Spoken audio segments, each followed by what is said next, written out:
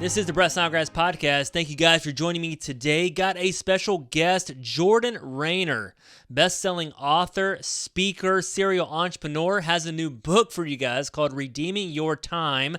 And if you want to redeem your time, go to the YouTube channel, the Snodgrass YouTube channel, that is, and click on that subscription button, ring that bell so you get all the videos that come out each week. I got some great content for you guys today.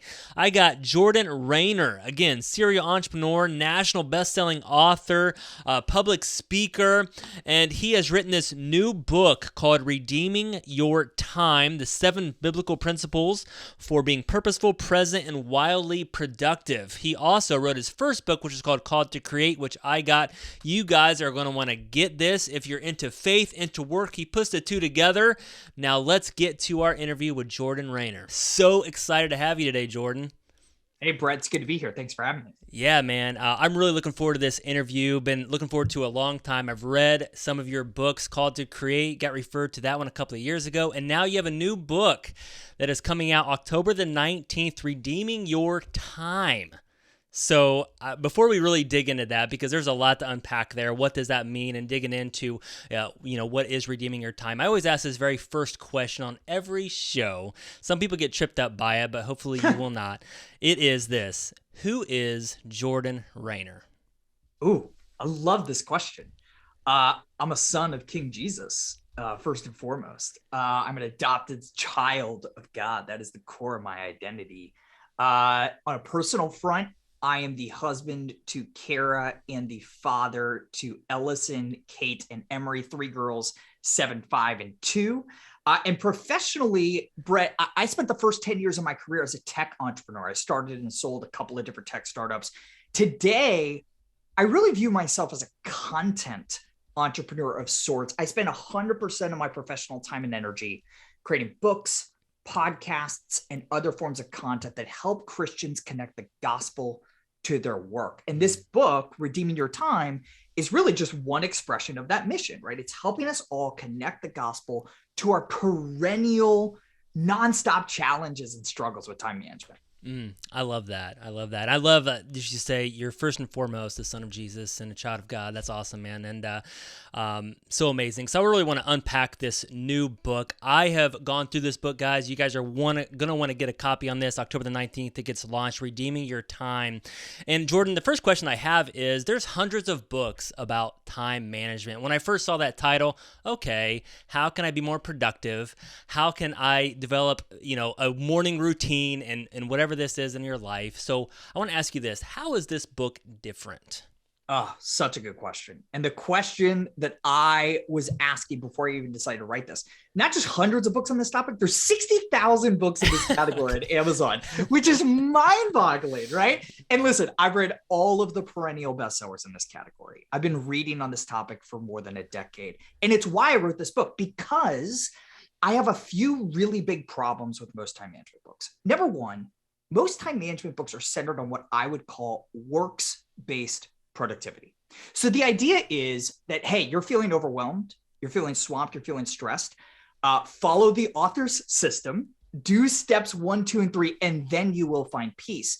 Well, as a Christ follower, I believe I already have peace. Romans 5:1 says, I have ultimate peace with God. So yeah, I do time management exercises X, Y, and Z, but I don't do them to get peace. I do them in response to peace. And that's a radically different basis for a book.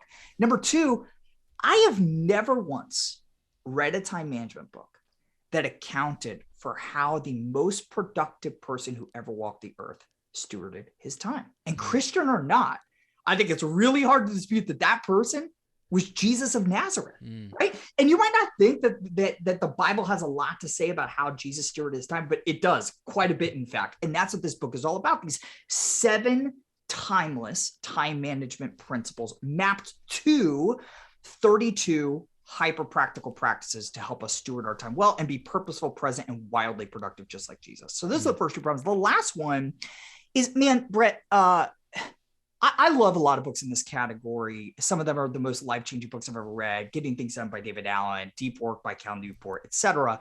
But before I wrote Redeeming Your Time, and I would sit down with a friend who's really struggling with this topic, and just like ask questions, trying to figure out what's going on.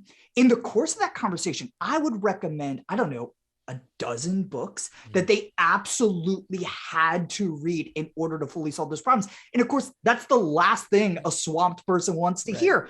The problem is people write these 300-page books, which are great, but in reality, have 10 pages of content, substantive content that you really, really need. And so my audacious goal with this book was to take all of the pieces of the time management puzzle and connect them together by looking through the lens of how Jesus, the most purposeful, present, productive person who ever lived, stewarded his limited 33 years on earth. I love that. And just kind of following Jesus' life. As Christians, we're supposed to, look at Jesus' life. How can we follow him? And I never really thought about how he spent his time. And you really dig into that, talking about the 7 biblical principles for being purposeful, present, and wildly productive. And I want to dig into that here next. But the first question I have is this, is a lot of people, they look at the Bible and they think, well, I can't relate. They can't relate to me. This is the 21st century. I got all this stuff going on, right? We got social media. I got phones now. All these appointments, and we're just living in a different life. But you really boil that down to where they were swamped. The disciples were swamped. Just like we are swamped today. So talk to us about that. Yeah. So there's this great passage where you find Jesus and the disciples preaching the gospel. They're in a home, and this is one of many scenes in which we see Jesus distracted in the Gospels. This guy literally drops through the ceiling over Jesus's head to ask for healing as he's preaching, right?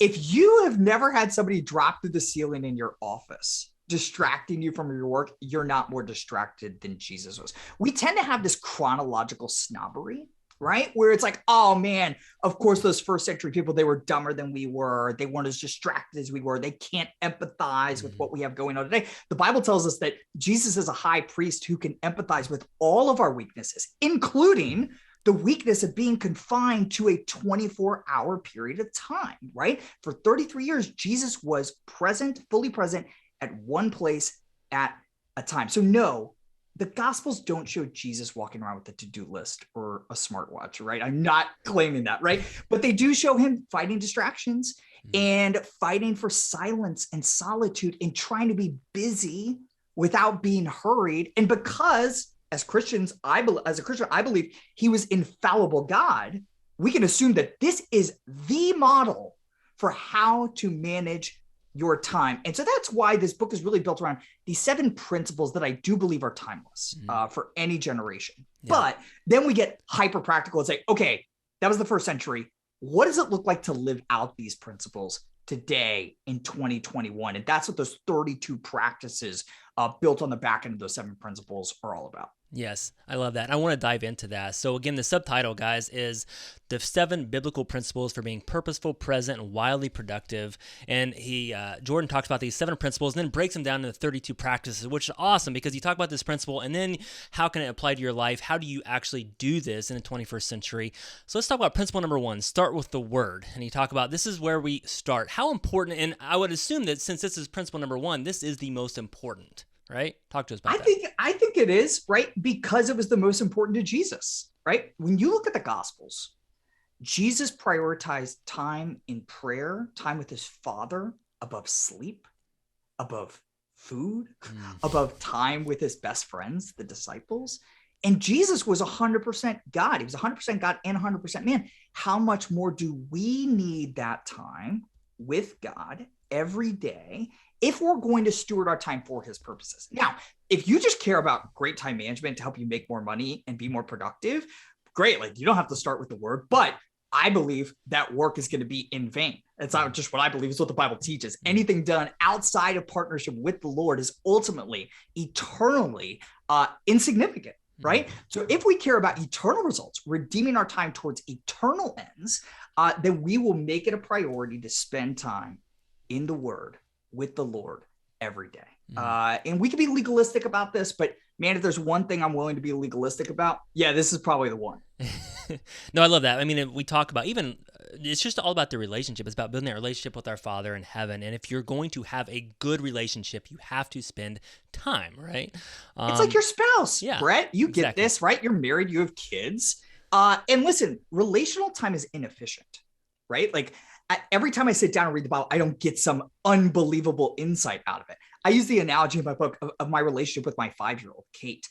80% of the things I talk to Kate about are absolute total nonsense, right? But I put in the reps. I do the effort to get to the 20% that's pure gold, right? Yeah. And we got to do the same with our Heavenly Father. No, I love that. I want to ask you just a question. This is not in my notes, but it just kind of come Yeah. to me that in the 21st century, we hear a lot about people starting the morning routine and starting with meditation. So people talk about meditation and versus starting with the word.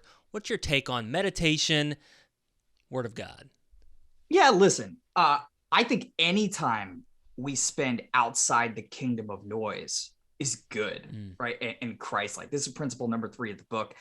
Jesus spent a ton of time in solitude, in lonely places, right? So, Christian or not, meditation is going to help you be more productive, right? It's going to help you be more creative. It's going to help you hear your own thoughts. But again, if those thoughts are just your thoughts and you're not hearing the thoughts of God, the author and perfecter of time, of our salvation, then ultimately, I believe what the Bible teaches, that work will be meaningless. Like I'm such an ambitious guy. Like I hate the idea that I would spend a single minute of this life doing things that aren't going to pay dividends literally forever, right? Like that's the trade-off we have to make. And it's impossible. It's right there in the Psalms. The Lord builds, if you build the house without the Lord, the builders labor in vain. I can't remember the exact verse, right? Building our lives, stewarding our time without being connected to the vine is useless. Jesus said it. I am the vine, you are the branches. If you remain in me, I am. But apart from me, apart from Jesus, you can do nothing. Right? Nothing. It's not saying you can't go out and build a business, but you can do nothing of significance and importance to God apart from being connected to the vine, period. No, I love that. One of the very quotes that I talk about all the time is from D.L. Moody, and he talks about, my biggest fear is not failure, but it is succeeding at something that does not matter. I think that's exactly what you're talking about here, Jordan. And I want to just dive into principle number 3. So you talked about this a little bit already. So Jesus would duck out from the crowds, right? He'd have people surrounding him, and he would duck out, go into the woods, go into some solitude place, pray to his Father overnight, sometimes days, right? And he talked about this, that we have a moral obligation to seek out solitude in order to redeem our time. So what do you say to that person out there? It's like, I can't do that. I don't like doing it. Sounds super boring. What do you say to this about seeking out solitude and eliminating the noise? I would say this, noise, and let's define noise. Let's make sure we know what we're talking about, right? On the one hand, yeah, I'm talking about the obvious increase in external noise in all of our lives. Nonstop devices, the usual culprits, right? The nonstop devices, notifications, nonstop news, whatever. But primarily what I'm referring to is what all that external noise creates, which is really internal noise and us never being able to hear ourselves think, right? And so noise, it blocks our ability to think. It blocks our ability to be creative, and it blocks, for the Christian, the ability to listen to God's voice, right? This is a big deal, right? And we are just living our lives in stark contrast to the life of the most productive person who ever lived, Jesus Christ, right? In the third gospel alone, Luke mentions Jesus withdrawing to lonely places 3 times in 1.5 chapters, right? It's crazy. Right after his baptism, right? Jesus is baptized in the Jordan River. He comes up. The Father says, "This is my son in whom I am well pleased." You would fully expect Jesus to like stand up and give a sermon and kick off his preaching ministry. Instead, the Spirit led him to the wilderness for 40 days of solitude. And it was only after that he was at the height of his spiritual powers, and he was able to come back, do battle against the devil, and kick off his public ministry. Man, we have got to turn down the noise if we are going to be able to do our most exceptional work for the glory of God and the good of others. And just so few of us are just consumed by nonstop noise today. It's tragic. Yeah, yeah. So I want to ask you a personal question. Like, how do Yeah. you turn down your noise? Yeah. Because I was reading some about, you talked about renouncing or attaining independence from social media. And you said you're a content creator, like content Yeah. entrepreneur. So a content Yeah. entrepreneur to renounce or attain independence from social media sounds like that'd be tough. Yeah, it's not. I got to be honest. And if it's not tough for me, it's not tough for somebody else who's not a content creator. Here's how I do it. Listen, we have to first recognize that these tools are not agnostic, right? The attention economy conglomerates are incredibly well-funded and incredibly powerful forces that make billions of dollars on your attention, right? And I'm not saying social media companies are evil. Don't hear me saying that. I'm just saying we got to recognize that this is a power battle and most of us are losing, right? So I have decided, I've run the cost benefit analyses between social media and my time and attention. And I've decided that social media does add some value to my life. I'm not telling people to get off of Instagram and delete their Twitter accounts. That's not what I'm saying, right? But I am saying attain some level of independence from it. And for me, what that looks like really practically, really simple tip you can take away from today's episode. I delete and reinstall Instagram every single day. Wow. Every single day. I check Instagram one time because I'm a content creator. I download it at the end of my email block in the afternoon. I go in, I respond to messages, right? Direct messages from my readers. I post a piece of content. I engage with some comments and then I delete it. And let me tell you what, it's the biggest pain in the butt to reinstall Instagram, log in every single day. But that's the point. I have intentionally created a ridiculous amount of friction because I am weak. And I think most of us are weak. And screen time limits aren't working, right? Confining an app to a folder on your phone isn't working. We have to take extreme measures if we care about dissenting from the kingdom of noise. And that's what I help readers do in this section of the book. Yeah, I love that. I mean, you're very intentional about it because it's funny how like apps have become kind of like medication or prescription drugs. Like, okay, you take this, but then you have these other apps to keep you from checking this, the Freedom app, you know, all these, and it's like, oh my gosh, this is crazy. All these side effects. Hey, I'll give your listeners one more small bite-sized practice, one of the 32 practices from the book that's related to this topic, because it's been really helpful to advanced readers of the book. Start really small. If you're like, you know what, Jordan, yeah, I do need a little bit more quiet in my life. Start small.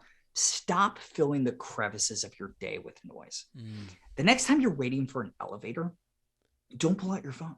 The next time you're in line at Starbucks, be the one person in line who's just making eye contact with other people or just sitting there and getting comfortable with being bored. We have nearly eradicated boredom today. So we have to work out this muscle. We have to develop the skill of being bored. So start small by refusing to fill those cracks and crevices of your day with noise, whether it's your digital device or listening to a podcast in a 7-minute commute. Just stop. Just be silent for 3 minutes. But here's the thing, Brett. I think most of us are afraid of what we're going to hear in the silence, if we're honest, right? We don't want to hear our own thoughts. And that's a deeper issue that I help readers unpack in the book. Yeah. No, I love that. And it's also like, if you are a parent out there, you are architects of your children's lives. One thing that we've been actually doing this particular month is detoxing from screen time. We actually put our TV in the closet. Anyways, that's a whole different topic, but yeah, definitely awesome stuff. So I want to dive into principle number 2. Principle number 2 was basically let your yes be yes. And I think this really struck gold because you talk about these open loops in our minds. So like even me, I have so much going on and I give myself kind of a headache because I have all these things that are just open-ended and I don't have a lot of rhythms in my life. And I've said kinda, maybe to this, and I'm doing this over here. And I don't really know everything that I'm doing. I have all these commitments and it just stresses me out. And you talk about this kind of closing those open loops. Talk about open loops, let your yes be yes. You are the norm, Brett. I would imagine 85 to 95% of your listeners are like, oh yeah, I'm right there with Brett. Here's the deal. We are all making commitments, big and small, with ourselves and others in a million different places. In our minds, for example, I really like to take my wife to Hawaii one day, right? Or via text message, somebody's like, hey, can you send me that book recommendation later in the day? And you say, yes. You're making these commitments everywhere: email, text, thoughts, conversations, whatever. I call these open loops. Anything big or small, personal or professional, urgent or distant, that you have any level of internal commitment to do. Here's the problem.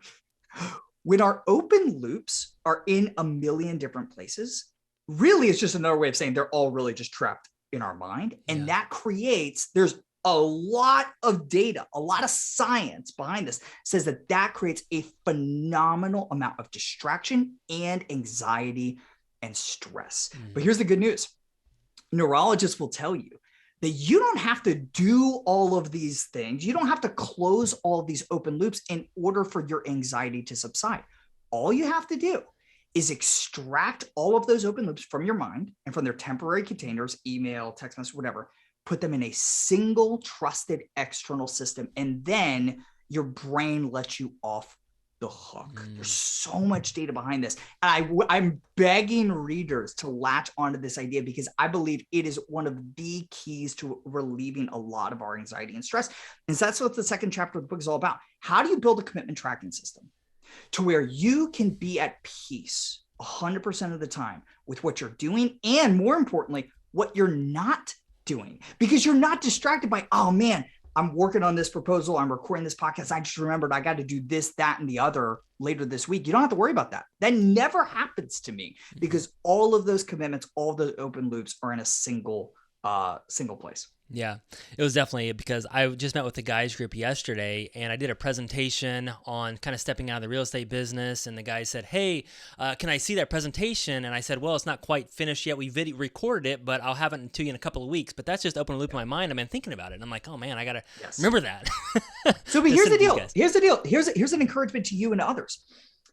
Just writing that down on a place where you know you'll come back to it, a trusted system, is going to relieve a lot of that anxiety. If listeners have ever been, I don't know, a season of being particularly overwhelmed, you're a week away from your wedding day, or you're 2 days away from going out of the office for a week-long vacation, and you just had to make a to-do list, right? And so you sat down, you wrote down everything you had to do. I can almost guarantee when you finish that list, you felt some relief, maybe euphoric relief. And here's the thing, you didn't do a single thing on the list.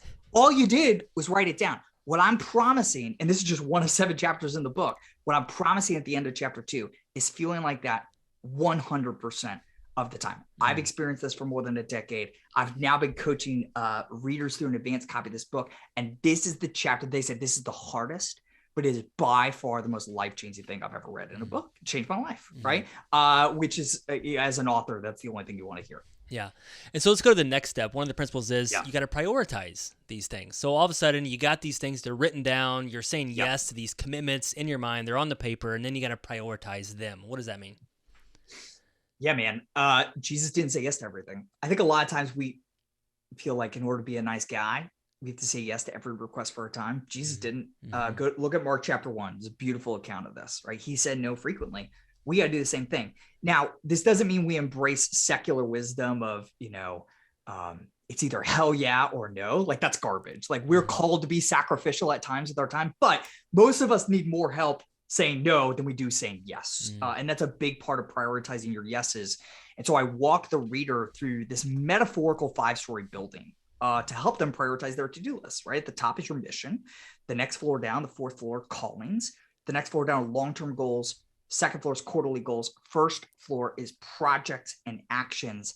And then the basement, which doesn't deserve to be called a floor, are posteriorities, right? These things that you're going to avoid at all cost until your priorities, your projects and actions, your quarterly goals, your long-term goals are achieved, right? And so putting in that framework I've noticed has helped a lot of readers, because they hear about all these tools. Yeah, I need to set goals. Yeah, I need to understand what my mission is. Yeah, I need to have control of my projects and actions. But I wanted to help readers see how all of these things connect together. All of these things should be interconnected, working together. And that's my hope of this chapter 4, Prioritize Your Yeses, that we could do that so that we can model Jesus's ability to be hyper focused on the right things at any given point in time. Yes, totally agree. And it's something that I've been really, really trying to do in my own life. So we got a couple more principles to talk about before the end of the show. So principle 5, accept your unipresence. Yeah. What is that? Yeah. It's a wild idea. So Christians believe that God is omnipresent, meaning that he is everywhere at every time in history.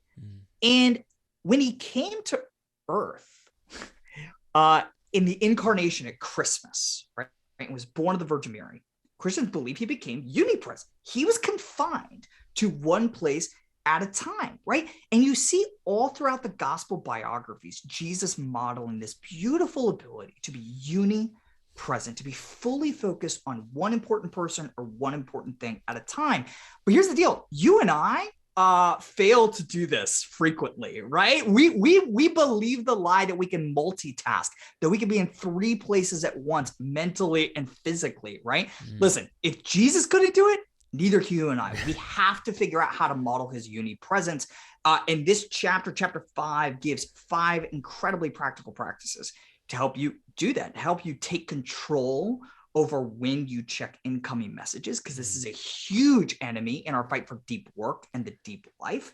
It helps you schedule times for deep work, and equally importantly, proactively schedule time for the shallows and serendipity and interruptions. So I'm walking readers through this comprehensive framework to model Jesus's ability to be unipresent so that we could do deep work and cultivate deep relationships with the people who matter most to us in our lives. Awesome. I love that. And just to kind of, focus, I have trouble again with that deep work, because if you don't have that time, that discipline of setting that time of incoming messages, whether it's text, social media, emails, this is like the entrepreneur's nightmare, right? You don't get anything done. Totally. So can't get into that. That's exactly right. All right. Last couple. So this is one that I really have been trying to embrace in my own life, but it's embrace productive rest. So it was funny when I read that, embrace productive rest.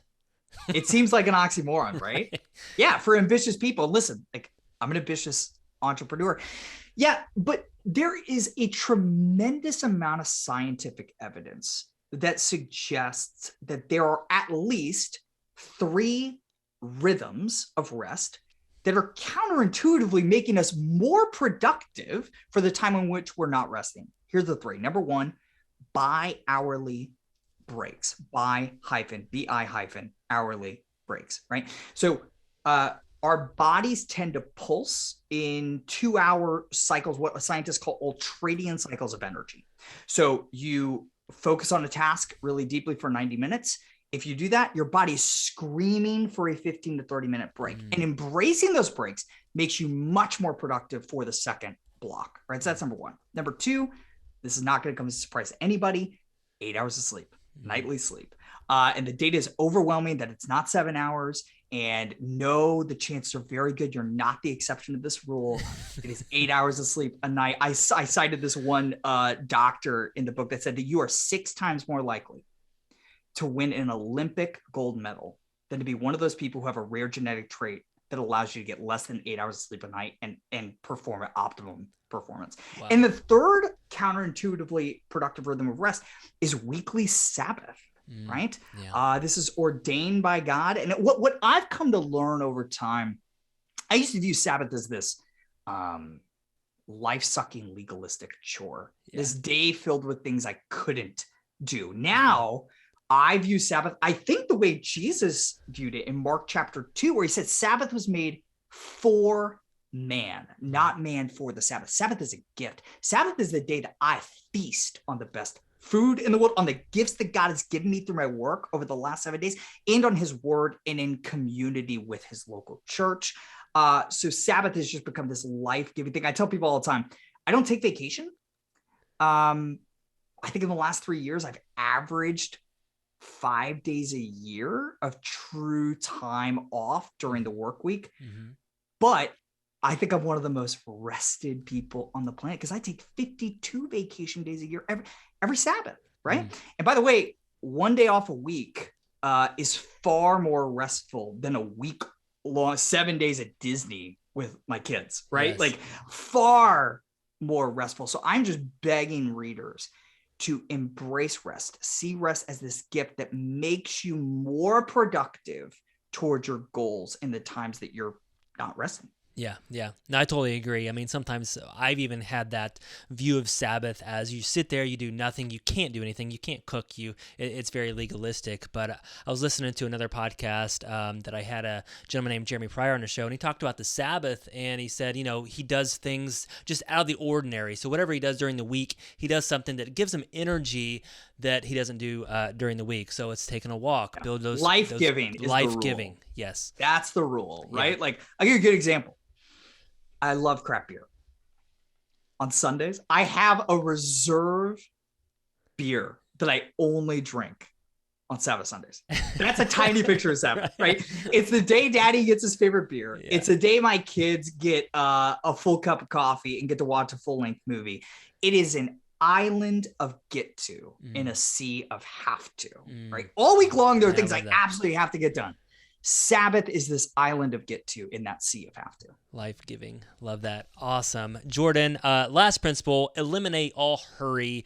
And this is also very life-changing, life-giving. I have 4 children. They're young. I feel like I'm always in a hurry doing this, getting them in the car, school, extracurricular activities. And you talk about this, eliminating hurry in your life. Talk to us about that. Yeah. I think we got to understand the difference between busyness and hurry, right? Busyness is an outward condition. It's a condition of the body. It's having a lot to do. Hurried is an inner condition. It's a condition of the soul. Let me give you a few examples. I think busyness is having a lot of meetings on your calendar throughout the week. Hurry is having those meetings scheduled back to back, forcing you to sprint between meetings and having zero time to think in between. Busyness is having a lot of errands on my plate. Hurry is getting mad about, and I do this way too frequently than I like to admit, at the grocery store because I picked lane 3 instead of lane 4, and I lost 30 seconds of my day that I couldn't afford to lose. That's the difference. And when you look at the Gospels, right, Jesus was crazy busy, right? There's one time where his family said, quote, he's out of his mind. They thought he was so busy, but he was remarkably unhurried, right? He was never busy in a way that was frantic or anxious or this kind of hurry of the soul. We've got to model that same discipline. And in chapter 7, I argue that a big part of the solution to this is counting the cost of our time, of budgeting our time. And so chapter 7, kind of the culmination of this book, I'm helping readers build what I call a time budget template. It's wild to me. Almost every one of my friends has a financial budget. Almost none of my friends have a budget for their time. That's certifiably insane, right? All of us, by God's grace, can make more money. None of us can earn more time. How much more intentional should we be about budgeting our time before God gives us a fresh supply of minutes every single morning? And that's what I'm helping readers do. I love that. And you actually really put your own time budget on there, which I thought was amazing. And it really helped me just kind of seeing your days. What does your days look like? And kind of building it's a Google Calendar link. Anyone can download it. It's right there. You can see exactly how I'm spending my time today. Yes. And I love that because you did build in those 15-minute, 30-minute breaks. Like this is an example. When I do these podcasts, this takes a lot of focus, a lot of intentionality. So after this is my 30-minute break time, right? You have to. Yeah. You have to. But if you don't, you're going to burn out so much faster. It's like we treat work and life as if it's a marathon or a sprint when we should be treating it like it's a workout, right?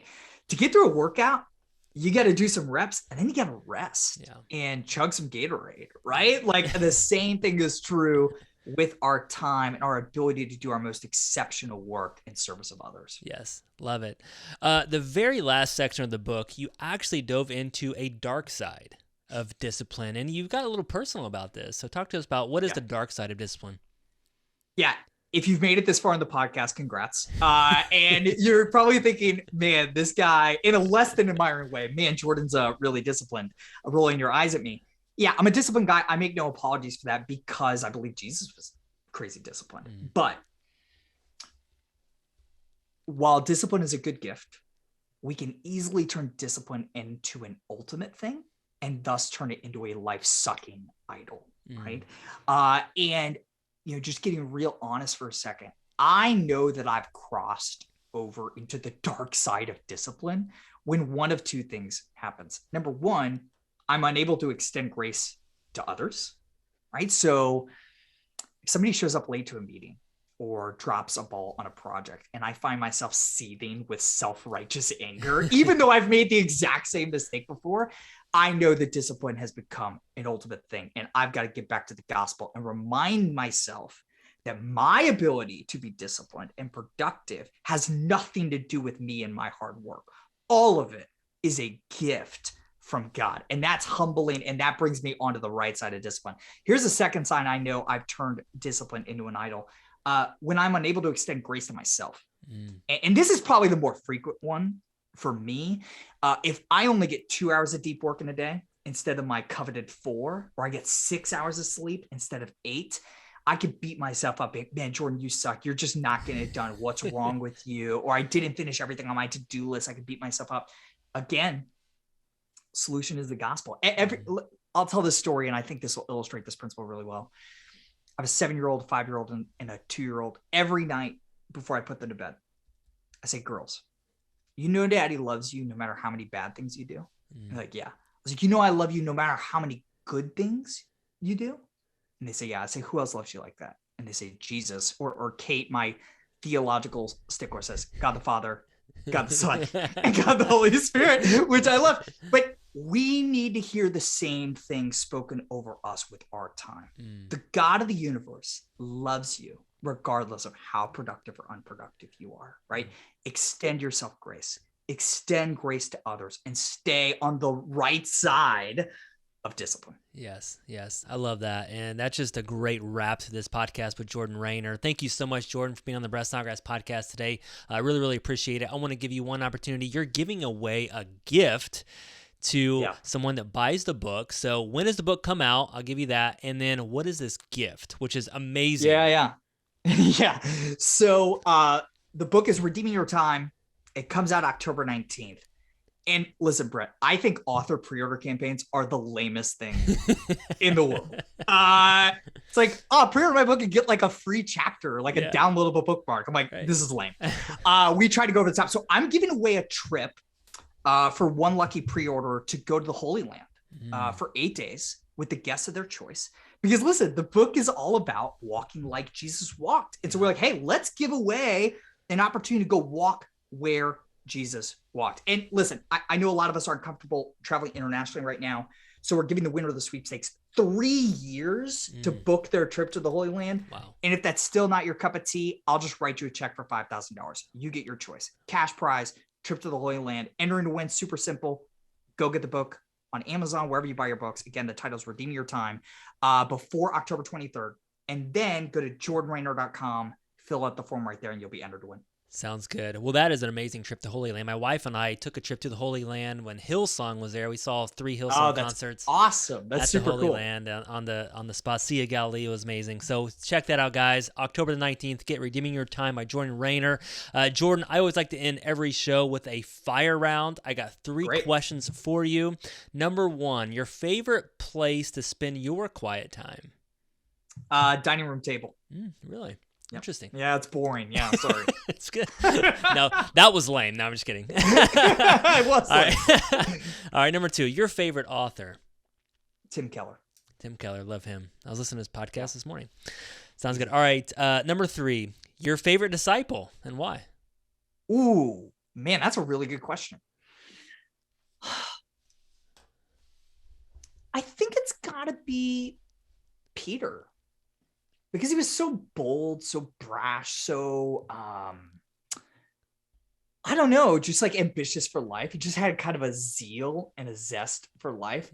And he screwed up a lot because of that. But in Peter, I think we beautifully see the grace of God shine through. I would imagine that's a pretty popular answer to that question. Am I right? Yeah, no, definitely. No, sounds good. Awesome. This is with Jordan Raynor. It's a wrap with the Snodgrass podcast. Jordan, you're awesome. Thank you so much. Awesome, love the Thanks book, guys. Guys, go get Redeeming Time, October 19th. We'll see you soon, Jordan. Thank you so much for checking out the Brett Snodgrass channel. If you like this video, please slam on that like button. And if you really like it, then subscribe to our channel here. And remember to leave us a comment below, and I'm going to try my hardest to reply to all the comments. Thank you guys so much. This is why I do what I do. Every single week, I come out with content that focuses on success, freedom, and living out your purpose. Thank you guys so much. See you next time.